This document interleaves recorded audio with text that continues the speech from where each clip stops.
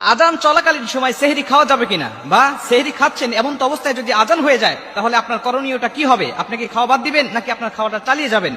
এই প্রশ্নটা আমাদের কাছে অনেকেই করে থাকে যে হুজুর আজান হয়ে যাচ্ছে, এমন তো অবস্থায় আমার প্লেটে এখনো খাবার আছে, আমার হাতে গ্লাস আছে, আমি এখন এই খাবারটা খাবো, পানিটা খাবো, নাকি আমি এখানে স্টপ করে দিয়ে আমি রোজা রাখা শুরু করে দেবো, আমি আর খাবো না? এই প্রশ্নটা আমাদের মাঝে অনেকেই করে থাকেন। আল্লাহ রাসূল সাল্লাল্লাহু আলাইহি ওয়াসাল্লাম আমাদেরকে একাধিক হাদিসের মধ্যে এই বিষয়গুলো আমাদেরকে জানিয়ে দিয়েছেন। যেমন আম্মা জান আয়েশা রাদিয়াল্লাহু তাআলা আনহা থেকে একটি হাদিস বর্ণনা করা রয়েছে। আম্মা জান আয়েশা রাদিয়াল্লাহু তাআলা বলছেন, তোমরা বেলালের আজান শোনার পরে খাবার চালিয়ে যাবে, বেলালের আজান শোনার পরেও তোমরা খাবার চালিয়ে যাবে যতক্ষণ না পর্যন্ত তোমরা উম্মে মাকতুমের আজানটা না শুনতে পাও। মানে হযরত বেলাল রাদিয়াল্লাহু তাআলা আনহু যখন আজান দিতেন তখন মানুষগুলোকে জাগানোর জন্য, সাহরি খাওয়ানোর জন্য, মানুষগুলোকে ঘুম থেকে জাগ্রত করার জন্য তিনি আজান দিতেন।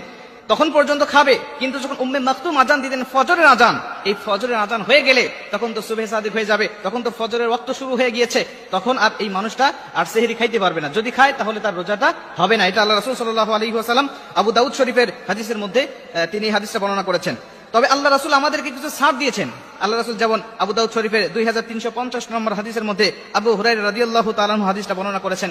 তিনি বলছেন, আল্লাহ রাসূল সাল্লাল্লাহু আলাইহি ওয়াসাল্লাম বলে দিয়েছেন যে যদি তোমরা আজান চলাকালীন সময় তোমরা খাচ্ছো, তোমাদের খাইতে খাইতে হঠাৎ আজান শুরু হয়ে গেছে কিন্তু তোমার হাতের পেয়ালায় পানি এখনো আছে, তুমি পানি খাইতেছিলে কিন্তু অবশিষ্ট পানি এখনো আছে, তাহলে তুমি এই অবশিষ্ট পানিটুকু না রেখে তুমি পানিটুকু পূর্ণ খেয়ে নাও, তুমি তৃপ্তি সহকারে পানিটুকু খেয়ে নাও। তবে পুনরায় আবার তুমি পানি নিবে না, পুনরায় তুমি আবার প্লেটে ভাত নিবে না। তুমি খাচ্ছ কিন্তু অবশিষ্ট সামান্য কিছু বাদ আছে যেটা তুমি খাইলে পরে সমস্যা হবে না। কিন্তু তুমি যদি আবার বেশি করে খাচ্ছ, আবার প্লেটে ভাত নিচ্ছ, বা প্লেটে অনেক ভাত আছে যা খাইতে তোমার সময় লাগবে, খাবার পাত্রে তুমি এক পাত্র পানি খাচ্ছ, আবার পাত্রে নিচ্ছ, এরকম হলে পরে তোমার রোজাটা হবে না।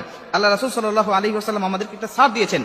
এই জন্য আমাদেরকে একটু চিন্তা করতে হবে যে আজান যখন শুরু হয়ে যাবে, আজানের শুরুর আগেই, এখন তো ডিজিটাল যুগ জামানা, আমাদের প্রত্যেকের হাতে মোবাইল থাকে, ঘড়ি থাকে, আমরা যদি চিন্তা করি যে আমাদের সেহরি সময়ের শেষ সময়ের অন্তত 5 মিনিট আগে আমরা খাওয়াটা শেষ করব, তাহলে অবশ্যই আমাদের পরিপূর্ণ হকটা আদায় হবে। কিন্তু আমি যদি আজানের অপেক্ষায় থাকি, অনেক মসজিদে আছে, দেখা যায় অনেক ভাইরা আছেন যে এলাকার বিভিন্ন মহল্লায় মসজিদ হচ্ছে, আজান হচ্ছে, এখন চিন্তা করে যে এটা তো আমাদের মহল্লার মসজিদ নয়, অমুক মহল্লার মসজিদে আজান দিচ্ছে, আমাদের মহল্লার মসজিদ যখন আজান দিবে তখন আমি খাওয়াটা শেষ করব।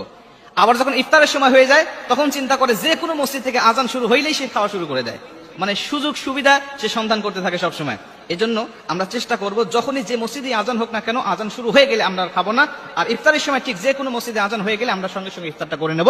তাহলে আল্লাহ পাক আমাদেরকে অবশ্যই কল্যাণের মধ্যে রাখবেন। জয় সুবহানাল্লাহ।